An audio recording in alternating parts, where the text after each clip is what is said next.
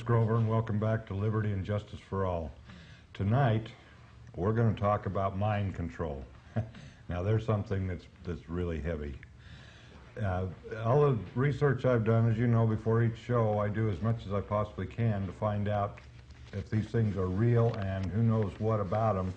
And the amazing thing that I found out about mind control is that this is old. Tonight I have as a guest author Jim Keith. Jim, welcome to the program. Thanks.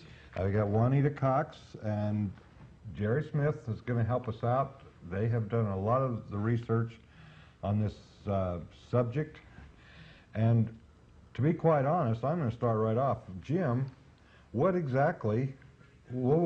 mind control? How do you accomplish this? Well, you know, in ancient times they used the sword and they used the gun and they used other methods like religion for pushing the populace around and getting people to do what was wanted.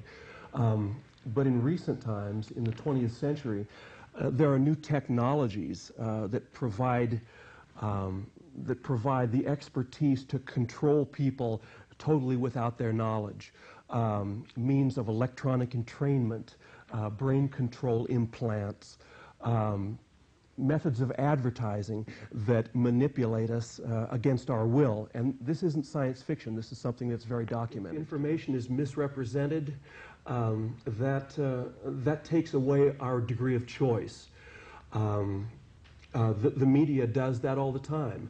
Anybody who's had any experience with network TV, with an interview or whatever, is always horrified to see their interview chopped into tiny little sound bites, and is horrified to have the interviewer far more interested in getting one to mess up or to reveal something embarrassing rather than getting at the truth. Right. Absolutely, that's manipulating the information that we have available to us, to our mind. I talked to a lot of different people about this. They all came up with the same thing: HAARP.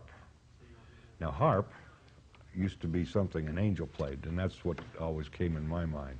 Apparently, things have changed. To find out exactly what HAARP is, where it is, and what's it doing there. Well, HAARP is the world's, when completed, HAARP will be the world's largest radio station, only it's not broadcasting for human ears. Its purpose is to send a gigawatt of energy into the ionosphere to see what will happen. It literally to heat the ionosphere like a microwave warms a frozen burrito, just to see what will happen when this occurs. Tomography, which is a way of looking inside the Earth, kind of like CAT scanning the Earth. And the purpose is, it was funded by the U.S. Senate to verify counter-proliferation treaties, that is to see if there were nuclear, biological, and chemical underground stations that they could find and target. Is this openly funded? I mean, is this, oh yeah, this isn't one of their black budget? No, it's things? openly funded. It's you can find it in the congressional record and in the national budget. It's listed under counter-proliferation measures. They call it HAARP. HAARP, H-A-A-R-P, the High Frequency Active Auroral Research Program. Auroral is from the aurora, the northern lights, and the Earth-penetrating tomography angle is they plan to turn the northern lights into a giant antenna to rebroadcast the energy coming from the HAARPs. HAARP on the ground will broadcast into the ionosphere, turning they're hoping to tune the aurora and turn it into an antenna thousands of miles long to rebroadcast a signal sent from the HAARP station. But not a signal we can hear. No, this signal will be in extremely low frequency. What people are concerned about is this is like 90 electromagnetic broadcasting units that can perform a variety of functions more than just researching the upper atmosphere. One of the things that concerns people is that many studies have shown that electromagnetic broadcasting is harmful to the human organism. And HAARP broadcasts at precisely these electromagnetic frequencies that are characteristic of humans. Usually when the military is pioneering weapon systems, and I believe they also indicate this is a weapon system, they don't talk about those capabilities. They talk about scientific experiments. What people are concerned about is this is a science fictional weapon of incredible magnitude. Right, Jim. What I was trying to do is establish the face of HAARP so that we all know that is what the government says it is. And there are so many things going on with HAARP. There are so many contradictions in the paperwork, so many contradictions in what it's doing and how it's being used, that it becomes obvious, if you do any sort of study on the thing, that what the government says it is and what it is are two very different things. I believe have said that HAARP is at mind frequency. And that's where the problem is, and that also is where the cellular telephone towers that have been leaping forward in our community has a similar problem, and that's with the frequency. Yet the industry, and both the HAARP and or the cellular telephone tower industry, claim that it's just the wattage. It's not the wattage, it's the frequency, and it's at mind frequency, and that's why we're here.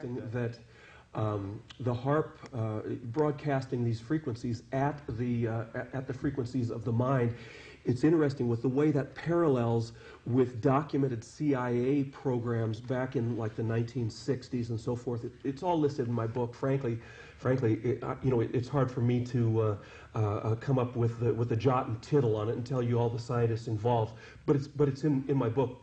Well, yeah, I noticed that your book you've got at the end of each chapter, you've got a list of information sources. I list my sources. And it's absolutely... Really, what I'm trying to say is that the CIA programs in the 1950s and 1960s, interestingly enough, were all about beaming words and thoughts and pictures into the minds of experimental subjects. Again, that sounds like the X-Files, but in all truth, there are many aspects of that TV program that are true, and that's one of them. The CIA has long been interested in giving us direct beaming of thoughts and words and pictures, and I documented it in the book. That's pretty scary. And the amazing thing on that is that this line of research is broadly available in scientific journals. You can go down to the library and pick up the technical works by these guys that explain how they use microwaves to put things into people's heads and exactly how successful they were in each of the experiments. In the last 50 years, DOD has intentionally exposed military personnel to potentially dangerous substances, often in secret. Okay. Well, radiation releases at U.S. nuclear sites, other exposure to ionizing radiation, hallucinogens. Beginning in the early 1950s, around 1951, the CIA launched into a broad experimental program called MK Ultra, which had like 149 sub-projects on mind control, utilizing everything from hypnosis to drugs to brain implants to electromagnetics. Most of the information about those programs has never come out, and the reason is when it was found out by Congress that the CIA was engaged in that, the director of the CIA at the time, Richard Helms, decided it was a good idea just to burn all the files or just to shred all the files. So there's a lot about the MK Ultra mind control programs that we don't know about, but what we do know about is horrendous. Like I said, it was simply it was 149 projects involving millions and millions of dollars to create perfect mind control on members of the populace. It's a fascinating area, but a very, very gruesome area because one tends to be naive. One hopes that our government would have some sense of ethics and morals. As you dig into this, you find that just isn't so.